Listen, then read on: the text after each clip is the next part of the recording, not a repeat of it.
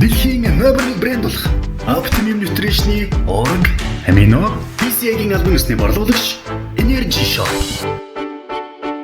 За эхлэв үү те. За сайн байвна найзуудаа. Энэ удаагийн дугаараар Монголын бодибилдинг фитнесийн холбооны хүндэт ерөнхийлөгч Батсуур багш маань орж байна те. Тэгэхээр бодибилдинг фитнесийн холбоог ер нь таныг бол үүсгэн байгуулахад одоо маш их хөв нэмэр оруулж исэн хүн гэж би бол сонсч байсан. Тэгэхээр анх ер нь яагаад үүсгэн байгуулсан бэ Монголын бодибилдинг фитнесийн холбоо? За би болохоор 1980 онд анх дугуй спортоор хичээлж ирсэн.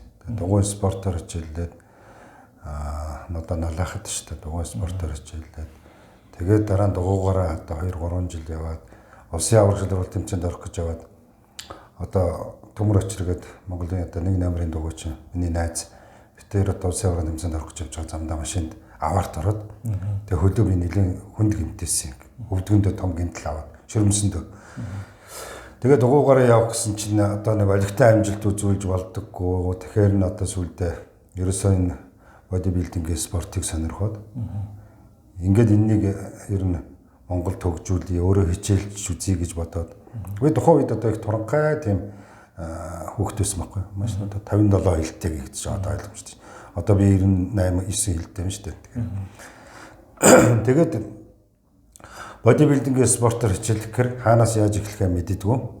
Тэгээд одоо тухайн үед манай би цэрэгт явсан. Цэрэгт байхдаа би ерөнхийдөө хичээлж эхэлсэн дээ. 84 онд би цэрэгт явсан.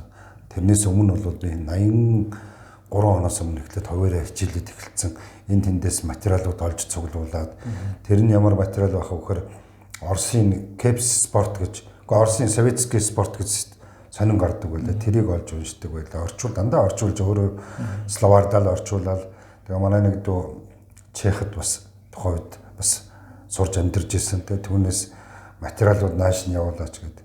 Культуристика гэдэг нь шүү дээ. Чехаар культуристика гэж сэтгүүл одоо авчруулад тэрийг чехалтай хүнээр орчуулуулад тэгээ ерөөсөө бүх материал бол тэр англи хэл дээр юм бол тухайн үед бол олдохгүй. Тэгэл орос хэл дээрээс материалууд аваад өөрөө орчуулаад сайн орос хэлтэй хүнээс бас Культуризм гэж нэрлэдэг. Культуризм гэдэг чинь бол одоо Европын хэл. Европын хэл. Оросоор болохоор атлетическая гимнастика. Культуристика гэхээр бас чех мэх олон улсын хэлээр өөр бол авчиж байгаа. Ер нь культуризм гэж бас нэрлэнэ л дээ. Оросоор болохоор атлетическая гимнастика. За ингээд явж байгаадаа цэрэгт байхад бол нэлээд гүн гүнзгий ороод 84-аас 87 оны хооронд 3 жилийн цэргийн албах хоорондоо өөрөө тэнд штанга хийгээд цэргүүдээр хийлгээд өөрөө жагсаалын дарга байсан. Бас тодорхой хэмжээний эрх мэдэл байж дөрөвдүгээр цахилгаан станцын термины шарик гэж нэг юм жижигхэн шарик байдаг шүү дээ. Иймэрхүү жижигхэн шарик байдаг.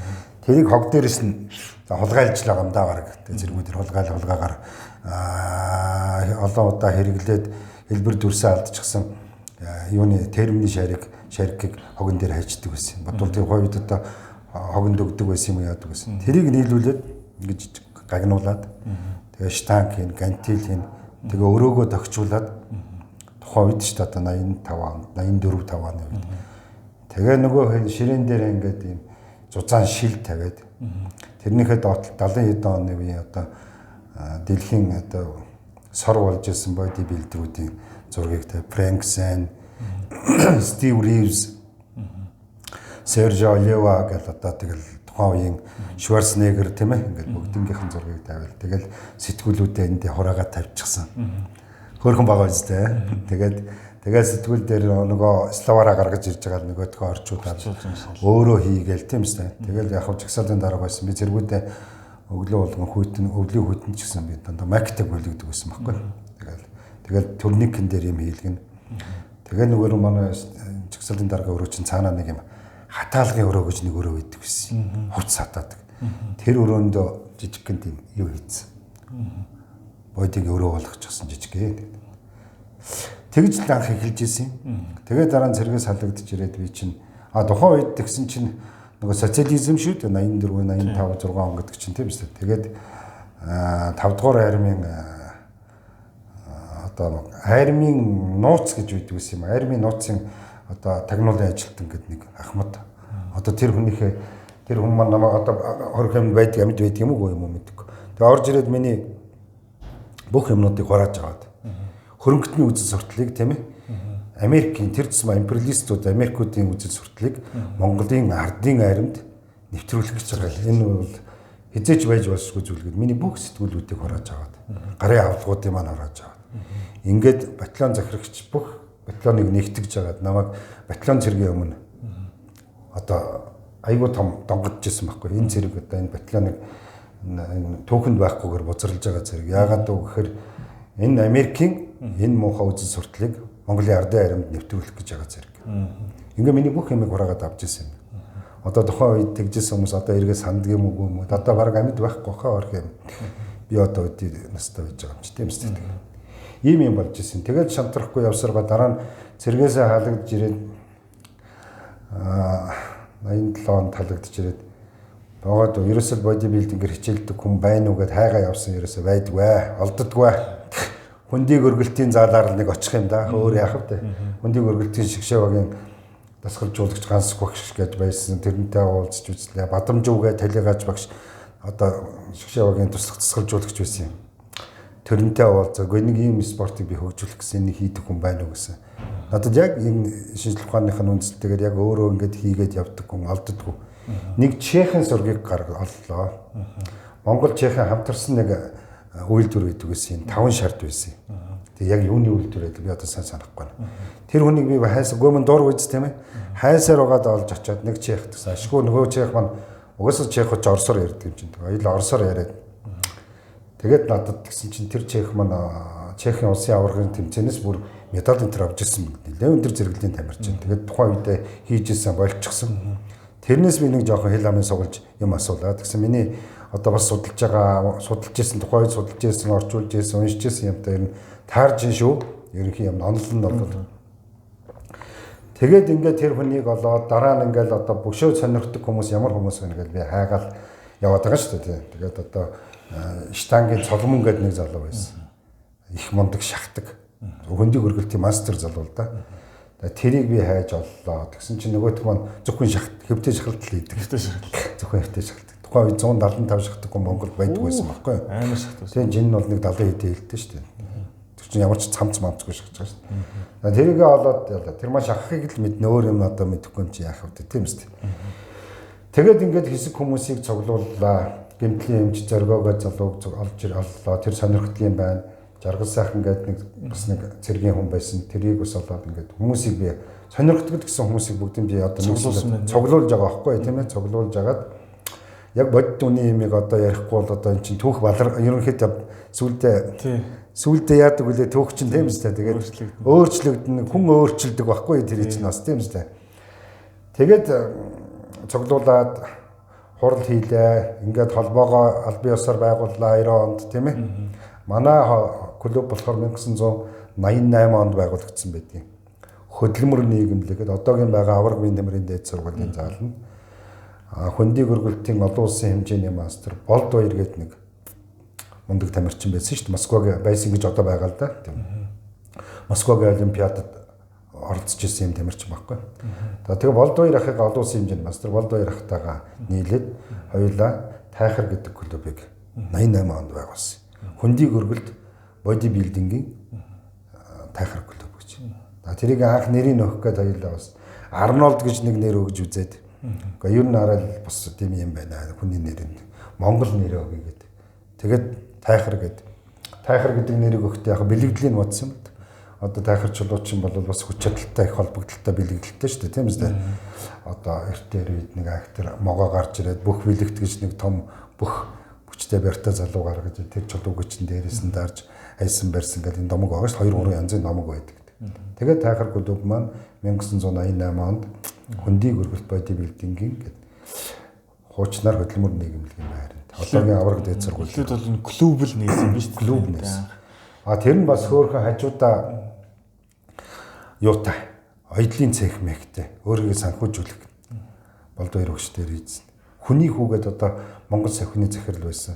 Хүний хүү гэж одоо талигач болсон. Тэр хүн биднэрт их тусалж ирсэн. Савх биднэрт одоо өгж дараа нь зээлээр өгж дараа нь буцааж авдаг, барьдаг. Тэргээрээ бид нар куртэг аюулаад Орос руу гаргаж зардаг. Иймэрхүү юм иж. Нөгөө тамирчтай бас амхандаа санхүүжүүлэх гэдэг шүү дээ. Тийм. Тэгээд 88 онд анх байгуулагдсан түүхтэй. Одоо манай клуб буцаад юуныхаа авраг сургуулийнхаа байранд эргээд ирчихсэн ингээд. Тийм. Хуучны тоног төхөөрөмжүүд нь байгаа юм. Дээр үед одоо байсан. Та хэдийн гараараа одоо уралж хийж исэн. Дээр үед одоо чи бүр инээдтэй юм ярих гэж бод. Төхөөрөмж хийх гэсэн чинь төхөөрөмж байхгүй. Төхөөрөмжөө яаж хийж исэн бэхээр төмөрнүүд энэ тэндээс хүүхдүүдээр тэр үед чинь бодибилдингийн спортын чинь ямар хүмүүс сонирхдаг гэсэн. Яг нэг 17, 8, 9 насны залуучууд сонирхдаг гэсэн. Банд нар сонирхдаг гэсэн баг. Нөгөө зургийг хараад ийм гоё болох юмсан. Одоо бол бүх насныхан явж байгаа шүү дээ. Зөвхөн эрүүл мэндийнхаа төлөө тийм үстэй. Тэр үед бол зөвхөн гоё болчинтой болохын тулд хүсэл мөрөөдөлтөд авцсан тийм залуучууд цугларддаг байсан юм байхгүй. Тэгээ нөгөө хүүхдүүд чинь тэр үед чинь нийгэмч гоё байж залуус хүүхдүүдийн сэтгэл одоо хүн чанар юу гэдгийг юм хандлах төрөлт шал ондоо байсан шүү дээ тухайн үед бол. Тэгээд би гараад төмөр олж иргээд төмөр цуглуулдаг. Турба, дөрвөлжин төмөр энэ төр хог дээр байдаг байсан шүү дээ тэр үед чинь 80 хэд он чинь турбач нь бол гадаа хогон дээр одоо бол төмрийн хог дээр цэг дээрээс л олон нөхөөс олдохгүй шүү дээ. Тэгээ нийлүүлээ нөгөөдгөө гагнуурчнаар сайн гагнуулаад ачаагаа хийх гэсэн чинь ачаа хийхэд аюу хэцүү. Нөгөө тренажерны ачаа байгаа шүү дээ. Тэгэн гут нь түүхийн эдийн цэг дээрс хар тоглох готолдож аваад. Тоглогаа хайлуулад хэв хийж агаад хэвэндээ цутгаад одоо миний тэр цутгсан хэвтэй тэр төхөөрөмжийн юун дээр байгаа байх шүү. Энэ стадионны тэнд байгаа манай нэг одоо шав байсан залуугийн клубт байх шиг байлээ дээ. Тэгээ тоглогаар хийцэн. Тэгээ махир гол энэ чинь бол нөгөө юм засварын төв үйлдвэрэн тэр дээр очиж байгаа танилтал хүмүүс дээр очиж байгаа ингээд төөнүр гэж байт юм. Тэгээ халуун төм юун дээр төөнж жагаад тэгж жагаад нөгөө зигзаг хэлбэрт оруулж матж энэ тэр хийдэг байсан. Төмөр дискнуудыг бол дандаа нөгөө юм бөрөнхий төмөрнүүдийг сайхан хөрөөдөөд тэрийгэ жоохон токер дээр янзлуулж байгаа тэгэл ачааг нь хийждэг. Тийм л байсан. Тэгэхээр одоо таны ярьж байгаа одоо он жилүүд бол миний хувьд бол 4 настай суу юу байхгүй. Тийм одоо 4 настай байсан. Тэгэхээр тухайн он жилүүдэд бол та одоо хоолтон дээр юу анхаарч ирсэн үү? Ер нь уурга юунаас авч ирсэн бэ тухай? Яаж хоол идэж байна? Хоолыг бол ерөнхийдөө нөгөө юм дээрс уншсан. Юм дээрс уншаад нөгөө өөрөө ингээд уншаад орчуулад мэдчихэр хэцүү идэв. Тэгэхээр нөгөө идэх юмнууд ч айгүй хэцүү шттэ. Одоо уурга юунаас авах гэхээр л одоо дахианы цээж мах идэх хэрэгтэй болно. Өндөг идэх хэрэгтэй болно, тийм ээ. За тэгэл авокадо бол сураг байхгүй шүү дээ. Тэр чинь бол юу авокадо тийм үстэй. Нэрийг сонсч мэдэхгүй юм чинь тийм үстэй. Тэгэл одоо загснууд байна тийм үстэй. Тэгэхээр тэрийг бол тэр үед яасан гэхээр яг намайг одоо би чинь 91, 92, 93 онд министр болж байсан шүү дээ. Анхны министр болсон. Тэгэхэд яг нөө зах зээлийн жинхэнэ амир үе байлаа шүү дээ. Одоо бүх юм дэлгүүрийн лангоонууд хов хоос юу ч байхгүй. Давс нэг нь юу хэлээд байна. Хоёр юм байдаг байсан санагдаж байна. Тэгээ өндөг мөндөг чинь одоо бүр хаа байсан шуун фабрик явж танил талхуу амтнаар явж нэг ганц сэтг өндөг энэ төр арын хаалгаар олж байгаа юм тий. Тэрийгээ тэг хайрлж идэв шүү дээ. Нэг өдөрт 3хан ширхэг өндөг чанаал тийм үстэй. Тэндээс авж байгаа би биеийн жинтэйгээ харьцуулаад үзэхэд хэрвээ булчингийнхаа биомыг томруулах гэж байгаа бол 3хан өндөгний цагаан хэдэд юу болох вэ тийм үстэй.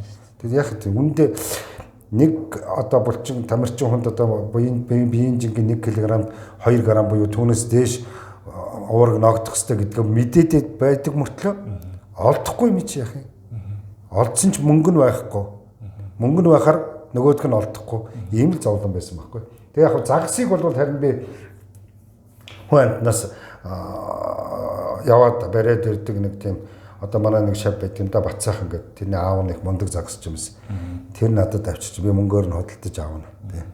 За өхрийн махнаас уурга аавна. Өхрийн мах гэхээр манай хатмах энэ тэрэлжийн наадалд хэд малтай байсан.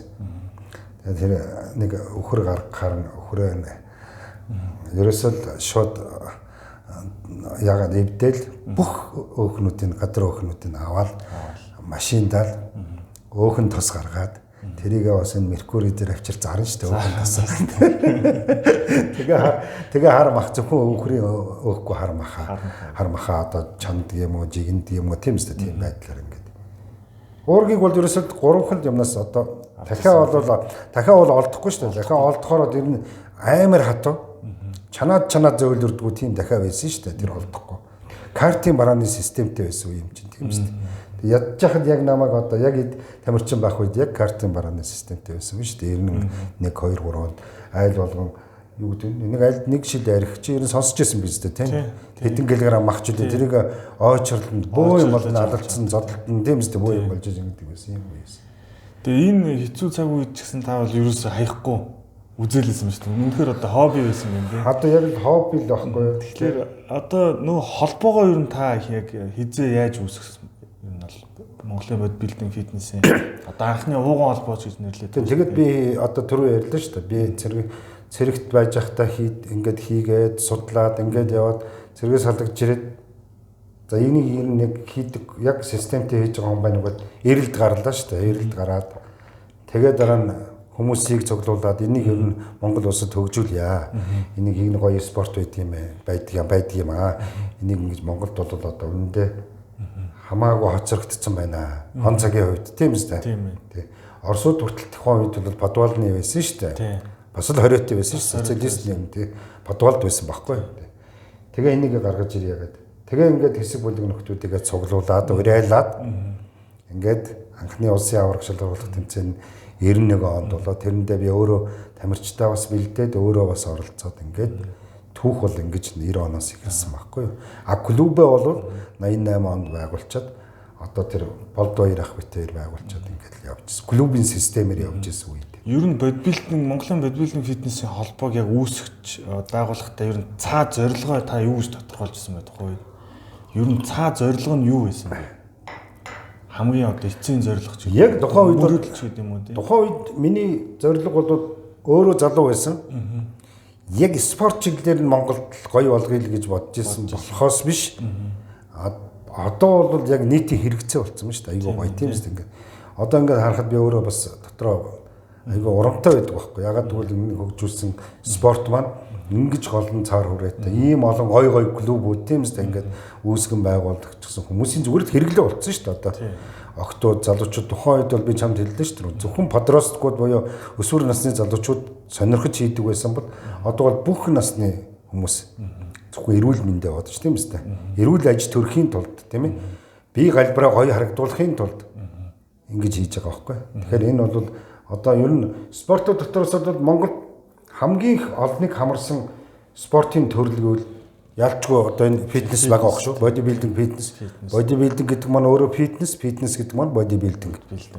Анх бол 90-ад он 80-ад оны үед бол ганц дов бодибилдинг гэж нэг жоохон өрөөсгөл явж яснаа сүүлдээ энэ бол нийтийн хүртэл болох хэрэгтэй юм байна гэдэг фитнес болгоод тэгээд одоо янз бүрийн ангиллууд нэмэгдээд шорттай ангил, тийм үстэй бикини ангил, модель ангил, классик бодибилдинг гэл айгүй олон төрлүүд бий болчихлоо шүү дээ. Намайг тухайн үед одоо 90-ад онд 2000 оны ихээр энэ шүүгч хийж явах үед бол зөвхөн бодибилдинг байсан шүү дээ юм байна. Өөр юм байгаагүй. За тэгэхээр одоо энэ бодибилдинг фитнесийн холбоо маань одоо хоёр хуваагдчихад байгаа тийм. Энэ бол одоо ямар учир шалтгаантай вэ? Энэ бас их учир шалтгаантай. Энэ л шүү дээ. 2000 манай бодибилдингийн холбоо чинь 1990 онд байгуулагдчихад одоо яг анх ууган холбоо шүү дээ тийм үстэй. Одоо үүсгэн байгуулсан юм чинь. 93 онд би дэлхийн аваргад анх удаа явсан юм. Ганц тамирчинтай Сеулд явсан. Тэгээ очиод намайг тэр үед тэмцээнд орж явах үед ч одоо энэ дэлхийн энэ ланзгарууд орж ирлээ шүү дээ. Энэ Рони Колман 2 дугаар байранд орж ирсэн чинь дээ. Гүнтер Шлиркамп гэж герман байдаг. Одоо аюу том Гүнтер Шлиркамп юу үнэмлэхүй авраг болж ирсэн. Роланд Чарлок гэдээ байсан герман. Тэр бас мэрэгжлийн тамирчин. Эдгээр бүгд орж ирсэн байхгүй. Тэгэхэд чинь 65 70 80 90 нэмэх хэрэгэд 5 ангилт. Ийм тэмцэн. Нэг жинд нэг 50 хэдэн хүн ордог. Амар өрсөлдөөнтэй байсан байхгүй тухай. Тийм байгаа үстэй чи бод. Одоо бол 5 кг-ын жинтэй болсон шүү дээ. Ангилт болсон. Тэгээд тэнд очиод анх албан ёсоор манай холбооны ерөнхийлөгч Чулуунбаатар гэдэг Точмонкны захирал байсан. Тэр үедээ ингэж яваад тэгээд олон улсын бодибилдингийн холбоонд албан ёсоор гишүүн болж 93 онд. За ингээд гишүүн орон буюу IBB International Federation Bodybuilders гэж байна. Энэний гишүүнээр явлаа. Тэгээд 1993 онд би дэлхийн аварга орсноос хойш тэгээд дандаа Азийн аваргын тэмцээнд ороод яваад байсан байхгүй. Дэлхийн аваргад манайх ордгоо байсан. Ерөөс орохгүй. Ороод ямар шанс байхгүй гэсэн. Тэгээ Азийн аваргад анхны Азийн аваргад 1996 онд одоо би мистер Баянхөө инх тайван тэгэл манай одоо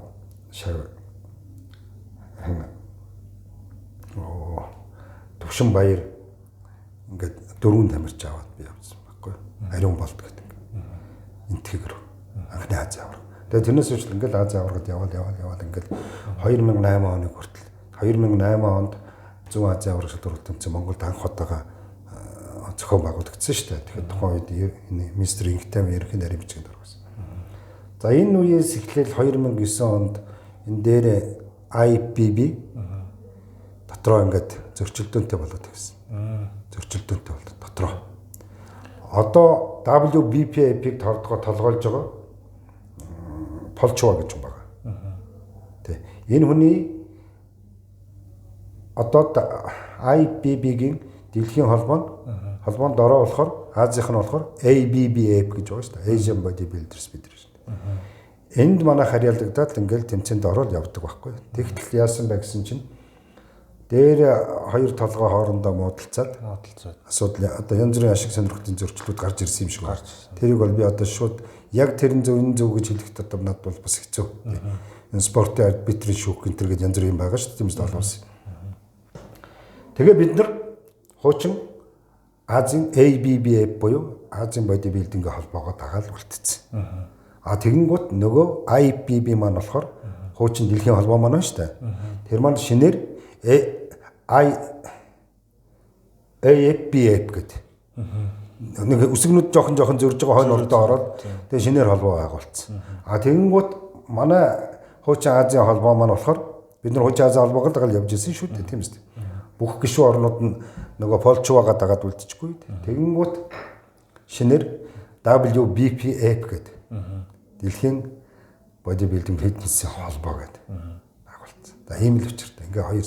Тэгтэл манай Монголдо хоёр салчихгүй. Бид нар бол хоёр салах шаардлагагүй. Хуучин Азийн бодибилдингийнхаа холбоог дагаад явъя. Нэг бол ерөөсөө гадагшаага харьцаа болчихё. Бидний төвшин ямар байгаа вэ? Дотооддоо нэг хэсэг ажиглая хэдүүлээ гэдэг. Тэгсэн чинь ингээл хоёр хуваагдчихсан. Тэгээд хоёр хуваагдсан. Одоо ерөнхийдөө бол яг нийт тамирчид бол яг одоо тэгэл ингээл ер нь миний эцсийн зорилго бол юу гэхээр энэ хоёр холбоог нэгтгэх юмсан л гэж бодож байгаа. Бодож явдаг, өргөж бодож явдаг. Тэгэхээр нэгтгээд одоо нөө бодибилдинг фитнесийн бол ноён ойрол нь бол одоо мистер Олимпиа гэх тэмцээн байгаа тийм. Одоо наад чи бас их сонирн болцсон энэ. Ягаад гэхээр шүү дээ тийм. Энэ WBPF гэдэг нэг холбоо байна да тийм. Одоо бидний одоо манай холбооны харьяалагдаад байгаа. IBB гэдэг. IBB гэдэг хуучин дэлхийн холбоо маань байна тийм. Энэ хоёр аль нь өмчлөх ямар ч боломжгүй. Мистер Олимп, Арнольд Класс гэдэг хамгийн ноён оргил хоёр тэмцээн байна да тийм үү. Энэ чинь бол ерөнхийдөө жоохон арилжааны тал руугаа орцсон. NPC гэдэг нэг юм байгаа шүү дээ. National Peace Committee гэдэг тийм үү. Эднэр нь болохоор үндсэндээ энэ хоёр холбоо аль нь ч хамаагүй. Одоо манай холбоо ч орж байгаа шүү дээ. Мистер Олимпт орж бол, Арнольдод орж бол. Чөлөөтэй. Чөлөөтэй. Аль нь чөлөөтэй хамаахгүй. Урд нь бол жоохон язгаарладаг байсан байхгүй. Одоо бол эсэргээрээ WBPAP-д бол бүр ингэж чөлөөтэй болгочихсон.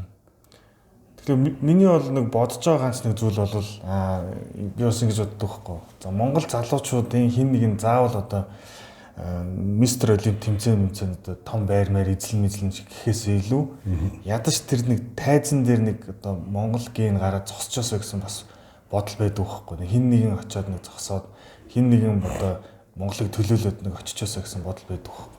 Тэгээ ингийн тулд юу нь яах хэвтэй юм бэ? Та юу гэж бодож байна? Хамгийн нэгдүгürt Монголдо нэг болох хэрэгтэй байхгүй юу? Нэг болох хэрэгтэй тийм.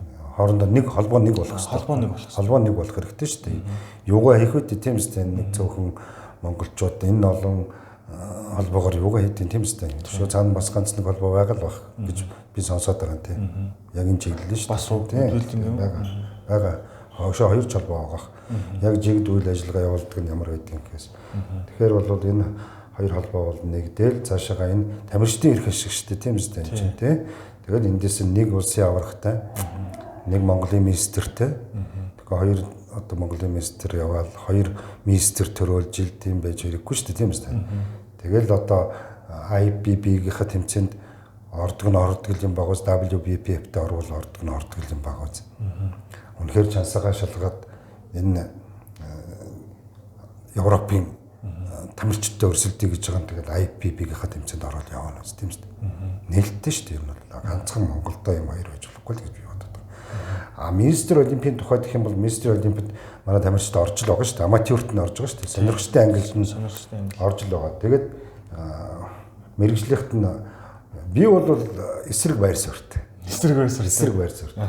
Би яг чам шиг залуу байхдаа бол бас бодчихсон. Яг жинхэнэ миний мөрөөдөл бол тий одоо Монгол хүн энэ Министр олимпиад ороод ийм том гоё булчинтай болоод ийм мундаг болж болдгоо багтаа бас нэг мөрөөдөл гинэн мөрөөдөл байсан байхгүй тий. Тэгээ энэ бол айгүй хэцүү.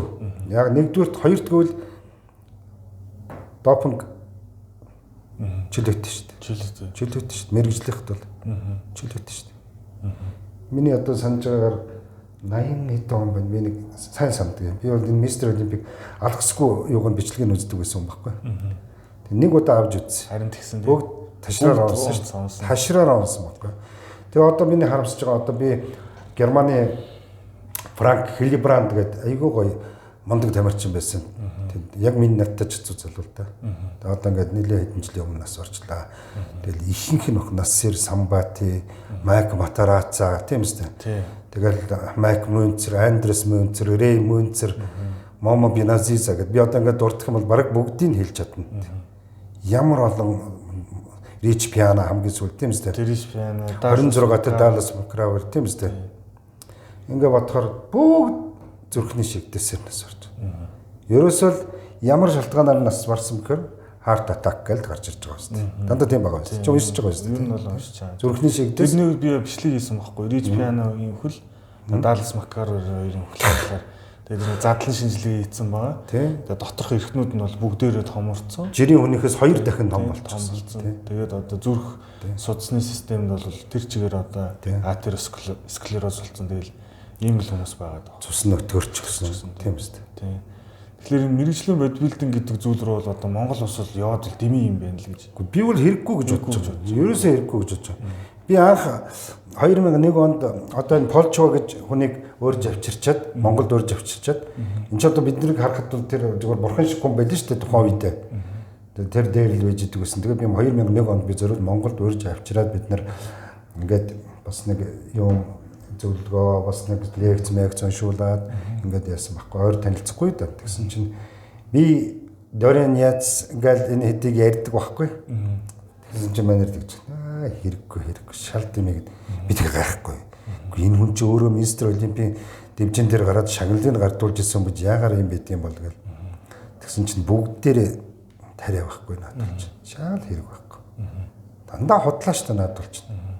Асуудал бүгд эрүүл мэндийн асуудалтай. Тэгэхэд би тухайд нэг тийм шууд хүлээж аваагүй нэг тийм сайнаар хүлээж аваагүй шүү. Ямар сайн юм бэ гэж би бодох үед бодсон. Тэгэхэд энэ хоёр холбоо салаагүй байсан. Манайр IPB-гийн Vice President Азийг хариуцсан Vice President байсан хүн шүү дээ. Тэгээ одоо бодоход бол хэрэггүй. Би бол ер нь бол чадахгүй байна л тий. Монгол ген бол чадахгүй байна л гэж. Чадахгүй биш чадаж болно л доо. Япон хүн жишээл гарч ирээд Мистер Олимпиад нэгч төрүүлсэнгүй шүү дээ. Ямагучи гэж залуу гараад ирсэн. Тэгэхээр ганц нэг Азууд байгаа шүү дээ. Бас нэг солонгос залуу бас үзэл байгаа шүү дээ, тийм үстэй. Гарч чадахгүй байхгүй. Энэ харуудын ген бол арай өөр байгаа шүү дээ. Оросууд ч гэсэн орж чадахгүй шүү дээ. Тийм, Оросууд яг Пётр гэдээ бас гайгүй залуучууд гарч ирж л байсан л да. Тийм чадахгүй л байна. Пётр өөрхий цээжээ таслаад байхгүй л тас. Тэгээ одоо энэ ийм олон хүчин зүйлээс шалтгаалаад маш их мөнгө хэрэгтэй. Тэгээд спортын аргах ухаан асар өндөр хөгжсөн байх хэрэгтэй. Тэгэхэд Америкууд өнөөдөр за NBA гэхээр Америк шүү дээ, тийм үстэй. За тэгвэл Мистер Олимп бодибилдинг бол бас Америк л үстэй. Америк л бүгдийг яаж байгаа. Легионерууд л гараад тэнд очиод тийм үстэй хаанхаач гэдгийг тийм үстэй. Өөр улсаас ирсэн легионерууд тийм үстэй. Би грами гэхэд чинь юу л хаанхууд гэдэг чинь Араб хаанах байна тийм. Арабын нэг улс л байгаа да. Ливан ч илүү юу ч илүү тийм л мэдгүй Ливч илүү юу ч илүү. Кувейт ч илүү. Кувейт баха. Кувейт ч санагдаж илүү. Тэд нар чи янз бүр болчих тийм аа. Заримдаа Катар болоод заримдаа Иран болоод тэгээ явчихдаг тийм. Тэгээ гих мэтлэнгээр тэгээд ингээд асар их мөнгө зараад тэгээд дээр нь ингээд байгаа мөртлөө үхээд байгаад л би айгүй харамсаад байгаа байхгүй тийм. Үнэхээр спортын ангаах ухаан тэр тусмаа бодибилдингийн спортын ангаах ухаан тийм өндөр зэрэгт хөгжсөн мөртлөө ингээд нэгэн уржин гэхэд саяхны жишээхэд тэр Ричпиана хэм хоёр л тийм нас орчлоо шүү дээ тийм үстэй 2019 онд нас барсан хүмүүсийн юуг нь YouTube дээр гарцсан л байл л дээ. Хамгийн гол асуудал нь бол ерөөсөө зүрхний асуудал болчиход зүрх. Тэгээ илэг бас орж байгаа сүулдэ. Илэг рүү орж байгаа. Тэгэл одоо нөгөө юуны ажил тестостероныг одоо хэтрүүлэн хэрэглэснээс болоод нөгөө юуны ажиллагаа тийм ээ эрэгтэйчүүдийн асуудал. Тэгэхээр одоо манай энэ залуучууд донд одоо ийм тийм нийтлэг хандлага ч гэдэг юм уу нийтлэг одоо зүйл одоо ажиглагдаж эхэлж байна л да. Яагаад тэгэхээр мэдээлэл маань өөрөө ингээд маш их болцсон учраас ер нь бол одоо ингээд гайгүй баквалж гэдэг юм уу одоо нэг тийм гой бие хата болохын тулд заавал юм тарихгүй л болохгүй байна гэж ойлгоцгоод байна л да. Та энэ талаар юу гэж бодож байна? Нэг бол одоо Монголын тамирчид маань одоо гой бие хата болцоод одоо тасалжуулчаад одоо энгийн залуучуудыг тий. Тэгээ юм тарихгүй л бол ер нь бол над шиг болохгүй ухааны л юм болох гээд байна л да. Ер нь бол ийм маасаар ажиглагдаад байгаа байхгүй. Тэгэхээр заавал одоо стероидоор өөрийгөө хордуулан барин гоё сайхан бие билдэртэй болох шаардлага юу байгаа юм? Яг эцсийн дүндээ. Тийм үстэй. Би одоо шанартаа хэлдэг шүү дээ. Айгуу сайхан аав, тийм үстэй. Үний сайхан хань байлт, тийм үстэй. Тэгээ хүүхдүүдийнхээ аав, тий? Ханыхаа сайхан хань эрүүлж, тийм үстэй. Тэгээд өөр юу хэрэгтэй. Одоо Ронни Колумныг харал та. Амар болчихлоо шүү дээ өөрхөн амт тийм үстэй. Ингээл дахир татвал хүн болчихлоо шүү дээ үстэй. Хэн хүртэл флексибелэр хүртэл нэг хөлөө тайруулж.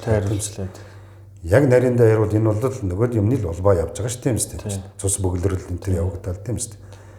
Гэх мэтлэнгээр ингээл ийм байж ахаар тэрийг заавал хэрглэж ийм болох шаардлага юу байгаа. Зүгээр натурал бодибилдингийг хөгжүүлээ явж байгаа болдоггүй юм тийм үстэй.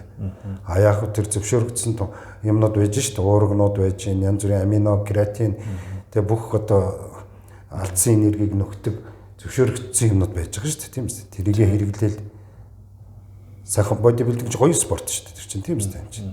Тэгээ сайхан гоё бие балдартай хэтэрхий том одоо байж бол чаддгүй болвол тэгээд сайхан натурал байж болно шүү дээ тийм үстэй. Би бол тэр талаас нь л одоо зөвлөдөг. Одоо нас жоох яваад ч юм уу дандаа тэр талаас нь боддог болсон. Би бас тэгж бодож эхлэhed байгаа байхгүй. Тийм. Одоо бол анх болохоор нэг